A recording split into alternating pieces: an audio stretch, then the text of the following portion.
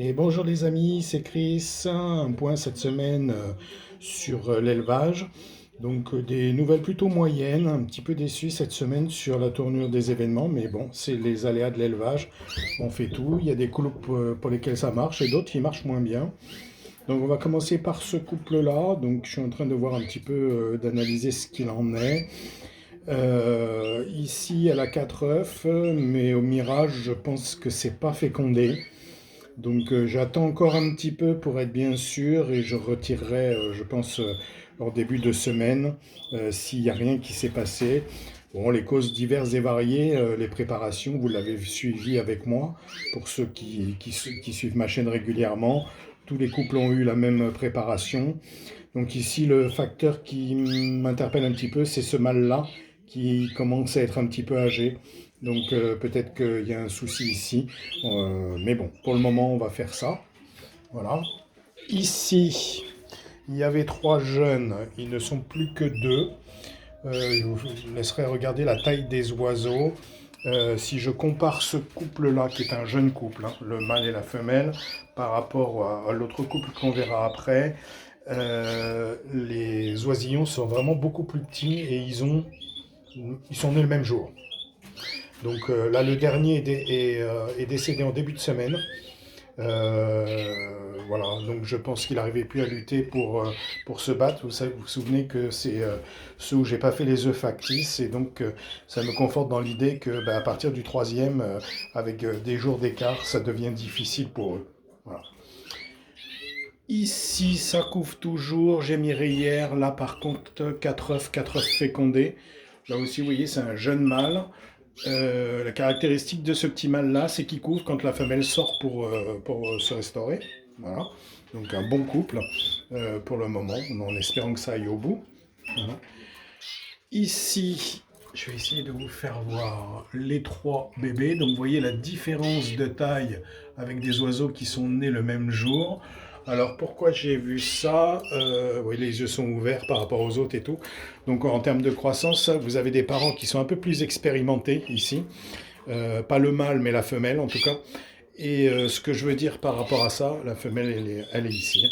La femelle, par rapport à ça, j'ai bien vu quand je nettoyais les cages hier, la fréquence de nourrissage est beaucoup plus importante. Voilà.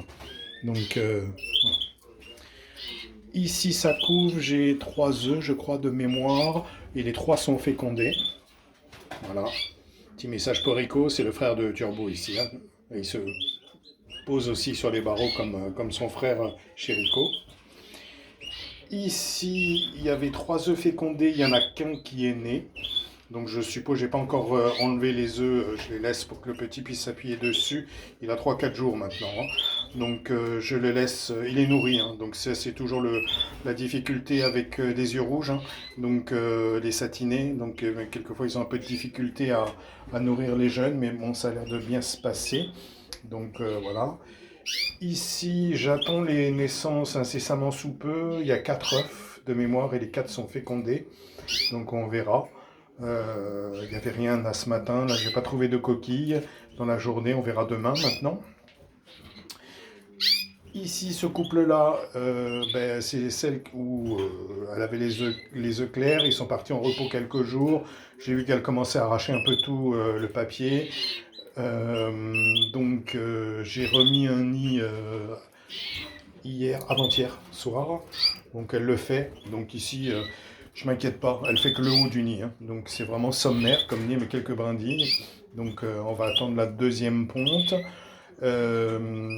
Donc yeux clairs, là aussi c'est des jeunes oiseaux, donc peut-être pas assez matures encore, et difficulté de fertilité, mais on verra.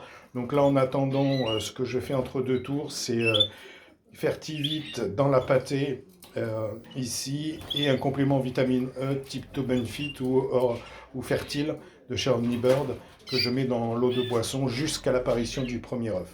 Voilà, pour maintenir les oiseaux en condition. Là, ici, ce couple-là, c'est la bonne nouvelle de la semaine, où il y a 4 jeunes.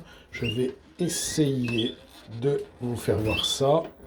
Je vais poser le téléphone 30 secondes. 30 secondes même pas. Voilà. Les voilà. Ils sont 4, bien nourris, vous voyez. Donc on a un peu de verre dans la gorge puisque j'ai donné des perles morbides aujourd'hui en plus de la pâtée. Donc voilà. Là je viens de refaire le plein au niveau de graines, enfin le plein, je viens de rajouter un peu des graines. Voilà, donc vous voyez, préparation identique. Oiseau jeune aussi, mais peut-être plus âgé dans l'année dernière de naissance. Voilà, on voit bien là. J'essaye de... Voilà. Ici, ben, il y en avait un de fécondé sur les 3 qui restaient. Vous savez qu'elle en avait fait 5, il y en avait 2 qui avaient été cassés. Ben, malheureusement, le développement s'est arrêté. Donc, on repart depuis le début. Là, par contre, j'ai déplumé un peu les cloaques parce que je trouvais qu'ils avaient été très très emplumés, surtout la femelle. Donc, j'ai dégagé un petit peu pour voir. Là aussi, c'est un mâle qui est un peu âgé. Qui n'a jamais été trop efficace en termes de fécondation. Donc celui-là, comme le rouge que je vous ai fait voir au début, où les œufs sont visiblement pas fécondés, ce sera leur dernière saison. Donc voilà. Donc j'espère quand même qu'ils vont arriver à en sortir, que je vois un petit peu ce que ça donne, ce type de croisement. Donc voilà, en termes de nourriture, ben, je vous ai expliqué ce que je fais entre 2 tours quand ça n'a pas été trop bon en termes de fertilité, mais même entre 2 tours, voilà. Je refais voir un petit peu les petits ici, voilà. Donc même âge hein, que les autres là-bas. Donc impressionnant la différence, c'est là où on se rend bien compte quand on a des oiseaux qui élèvent en même temps, de l'évolution, comment ça peut être différent de l'un à l'autre. Voilà. Donc ici, donc là on verra assez rapidement. Là je vous ai dit ce qu'il en était. Là, on a fait le tour je pense. En termes de boissons cette semaine on a fait de l'eau, une cure d'eau, 4 jours. Et là je suis au milieu de la cure de vinaigre. Enfin, pour ceux qui sont en cours d'élevage, pour les autres je vous ai dit, on le dope entre guillemets un petit peu à la vitamine E. Voilà, ça sera tout pour cette semaine. On va dire des émotions un peu diverses sur le suivi, mais bon, c'est comme ça. On fait le mieux qu'on peut et ben, quelquefois ça nous le rend pas. Et puis là, on a toujours nos petits anciens là, qui sont là. Voilà, bon dimanche à tous. Grosse pensée pour toi Rico. Merci à tous les abonnés. N'hésitez pas à liker, à commander, à poser vos questions. J'essaie d'y répondre de la meilleure des façons possibles.